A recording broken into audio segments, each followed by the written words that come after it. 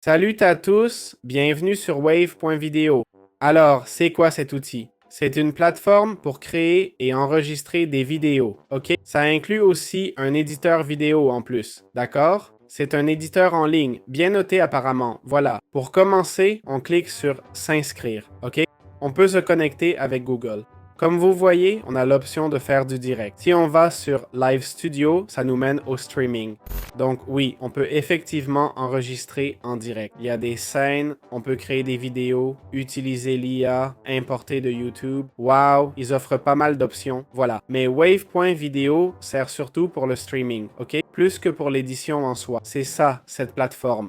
Comment enregistrer ou diffuser avec Wave Video? On va aller dans Enregistrement et direct. On va cliquer sur...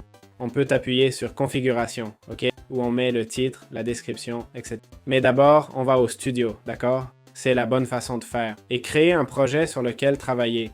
On voit ce filigrane qu'on enlève en upgradant. Ici, on a les différentes scènes, ok? D'abord, il faut lancer la vidéo, d'accord? Comme vous voyez, il faut autoriser ça. On peut partager l'écran, d'accord? Cliquons pour partager tout l'écran. Voilà, c'est fait. En changeant de fenêtre, ça devrait se voir. Démarrer vidéo, pas de caméra trouvée. On peut activer le micro, activer caméra et micro, puis recharger. Ok, il faut recharger la page. Voilà, tout est là, comme on peut le voir.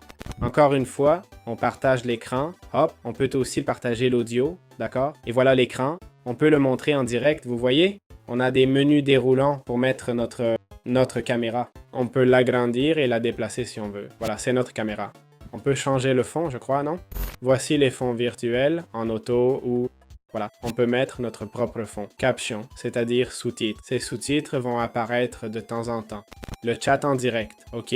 Le chat privé. Tout ça sert à streamer et à enregistrer. On clique dessus et on choisit. D'accord? On appuie sur Après le réglage, on lance un nouvel enregistrement ou direct. Et on commence à enregistrer, simple comme bonjour. Alors, comment éditer des vidéos avec wave.video? On va dans Projet, on clique sur Créer. Ici, on peut, vous voyez, faire des enregistrements et tout ça.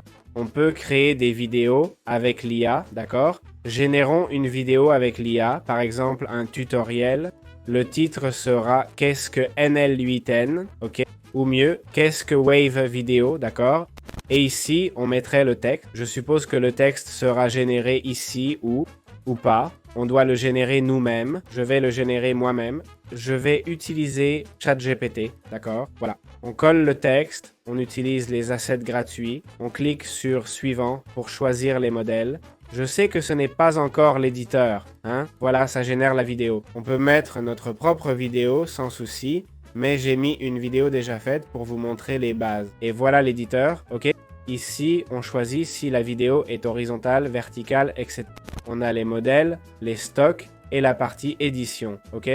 Dans édition, on peut zoomer, agrandir la vidéo, changer la vitesse, mettre un filtre couleur, ok?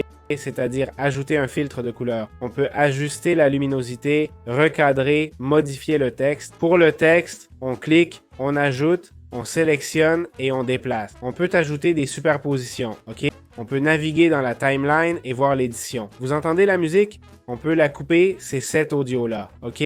Voilà, New Horizon, on le sélectionne et le supprime, d'accord? On peut mettre notre propre audio, par exemple. On va ici, on choisit celui-ci, on clique sur Ajouter et ça s'ajoute là. Un peu gênant, mais bon. On peut aussi ajouter des sous-titres, automatiquement si on veut. Il faut une vidéo avec du son pour le faire. Les enhancers servent à améliorer l'effet sonore, utile pour les voix si on a enregistré une vidéo. C'est essentiellement l'éditeur, hein? Il n'y a pas grand-chose d'autre. Ce n'est pas un éditeur très poussé, surtout pour l'image. Il y a la partie Layout, d'accord? On peut y superposer des éléments, je crois. Il ne semble pas y avoir de transition. Wave.video est plus pour le streaming que l'édition vidéo. C'est cool d'être en ligne, mais les options sont limitées. Pour un éditeur pro, essayez Clipchamp.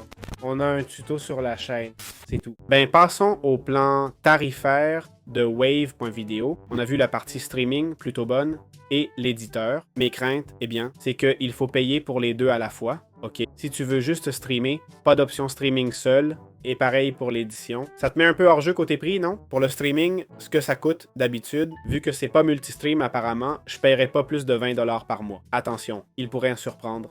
Mensuel, éditeur vidéo, streaming en direct. Vous voyez? C'est le problème. Si je voulais juste du streaming en direct, je fais quoi? Parce que tu te dis, bon, d'accord, 20$ par mois. Ok, la vidéo, l'éditeur basique, la bibliothèque de stock avec les assets habituels. Ici, il nous donne juste le par défaut et facture que le streamer. Ok? Seulement ce qu'inclut le streamer, et ça comprend quoi? Live stream, 5 chaînes, donc du multistream, et 4 heures max par. Ça veut dire pas plus de 4 heures par stream. C'est une blague, non? Littéralement. 10 invités, 2 caméras, 3 écrans et ou des partages vidéo et tout ça. Direct, présentation, webinaire, pré-enregistrement, enregistrement live avec pause et résumé. Bon, ça c'est bien et les permissions de base. Voyons, j'aime pas que ce soit limité à 4 heures. En fait, je dirais que pour le visage, c'est limité à 4 heures, car au final, ils ne vont pas stocker la vidéo. C'est la plateforme de streaming qui stocke la vidéo. Alors, quelle différence si vous streamez 4 heures d'affilée ou 12? Je pense qu'ils le font pour éviter la surchauffe des serveurs et vous attribuer un serveur moins puissant. Je ne sais pas, je n'en ai aucune idée, mais je n'aime pas ce concept. Ok? Donc, bon, 20$ par mois, ce n'est pas cher. Franchement, hein? Pour du multistream sur 5 chaînes, c'est un bon prix. 20$ par mois, 5 chaînes, si vous streamez moins de 4 heures, c'est très avantageux. Voilà, je vous laisse y réfléchir. J'espère que ça vous sera utile et on se retrouve dans les prochaines vidéos.